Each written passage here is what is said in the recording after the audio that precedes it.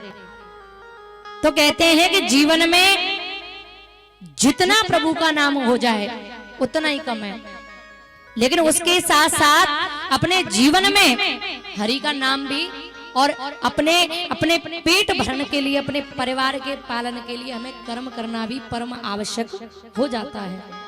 बस परमात्मा से एक ही प्रार्थना होनी चाहिए कि साईं इतना दीजिए और या मैं कुटुंब समाय, और मैं भूखो ना रहूं और संतन भूखो जाए। संत से तात्पर्य क्या है? संत मेरे द्वार पे कोई अतिथि आ जाए, मेरे द्वार पर कोई मेहमान आ जाए, मेरे द्वार पर कोई भूखा आ जाए, मेरे द्वार पे कोई ऐसा व्यक्ति आ जाए जो जिसे भोजन की आवश्यकता हो, बस मेरे को इतना दे दीजिए कि मैं भी भूखा ना रहूं, मेरे बच्चे भूखे ना रहें, मैं भूखा ना रहूं और मेरे द्वार से कोई भूखा लौट के ना जाए। धन नहीं चाहता,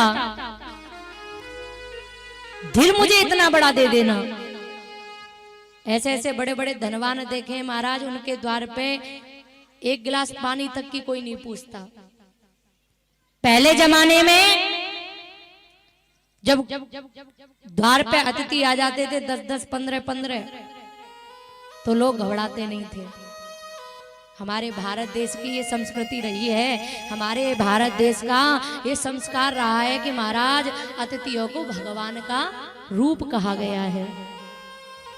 थोड़ी ये संस्कृति संस्कार थोड़े से कम देखने को नहीं मिल रहे हैं, कम होते जा रहे हैं। भागवत महापुराण क्यों होती हैं, रामायण क्यों होती है, सत्संग क्यों होते हैं?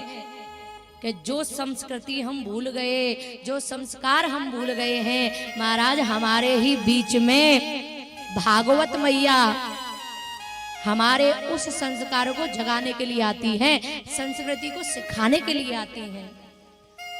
भागवत का अर्थ ही यही है कि जो हमारे आचरण में बदलाव ला दे। हर एक व्यक्ति संपूर्ण नहीं होता। कोई ये कहे कि मैं परफेक्ट हूं, ऐसा नहीं हो सकता। महाराज भागवत महापुराण तो अंदर से जो कमियां हैं, जो दोष हैं, उन दोषों को, उन अवगुणों को गुणों में परिवर्तित करती है। भागवत हमें जोड़ना सिखाती है, जोड़ना। जिस प्रकार से हम आज बैठे हैं ना, ये भागवत मैया ने हमें जोड़ा है। भागवत हमें जोड़ना सिखाती है, भागवत परिवार में एकता सिखाती है, भागवत प्रवृत्ति का मार्ग पर चलना सिखाती है। क्यों? क्योंकि प्रवृत्ति पे मार्ग चलना किसने सिखाया है? भगवान श्री कृष्ण ने।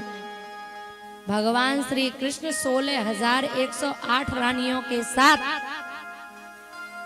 विवाह करने के पश्चात भी, गृहस्थ में रहने के बाद भी किसी से मोह नहीं करते। भगवान श्याम सुंदर केवल 3 बार रोए। एक बार जब अपनी मां से बिछड़े तब, और एक बार सुदामा से मिले तब, और जिस समय भगवान का अवतार हुआ उस स्थिति में एक बच्चे ने अपनी माँ का चेहरा भी नहीं देखा था, और उस स्थिति में कन्हैया जी को कहाँ ले गए? नंदगांव, गोकुल नगरिया में। यानी भगवान श्री कृष्ण का जो जीवन है वो संघर्षमय रहा है। अगर